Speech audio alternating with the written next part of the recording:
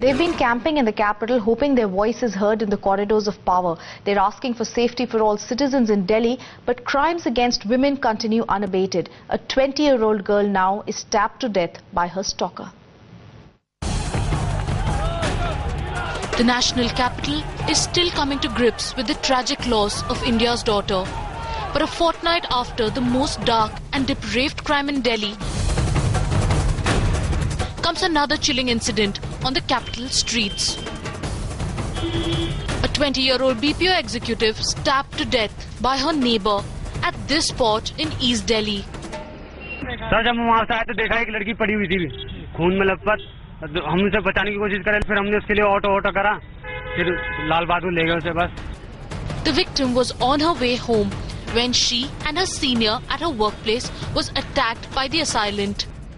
मैं नोएडा से आ रहा था लक्ष्मी नगर की तरफ तो इतने में एक लड़की की चीखे की बात सुनाई दी तो मैंने रोककर देखा तो ये लड़के ने वहाँ पे उसको 2-3 चाकू मारे और भाग गया.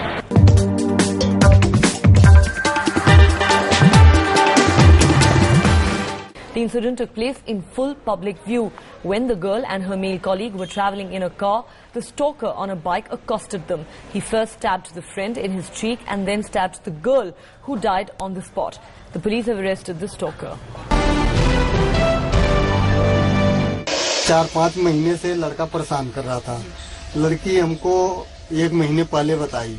हमने गली मोहल्ले को हमने सबको बोला तो उन्होंने बोले कि ऐसा है कि वो उसके माँ बाप बहुत मारे हैं और आप छोड़ दीजिए. हाँ पड़ोसी है आपकी छोड़ दीजिए और आगे आइंदा ऐसा हरकत करता है तो हमको बताना. हमने कहा हम आपको नहीं बताएंगे पुलिस को बताएंगे. उन लोगों के कहने पर हम चुप हो गया. फिर उसके बाद कल उन्होंने 5 बजे के लगभग में मार दिया. Very deep-rooted problem at various levels. So, it's bound to take time for those who tend to think differently to actually change their way of thinking. Incidents like yesterday go to show that things are not really changing or improving for the better. I can't understand as a protester who's come here today that what do I do to really make it stop? And I can't really keep blaming the state for it because state is not the one manufacturing these rapists and manufacturing these assaulters. And, good point. Yeah, so it is us. So what do you do?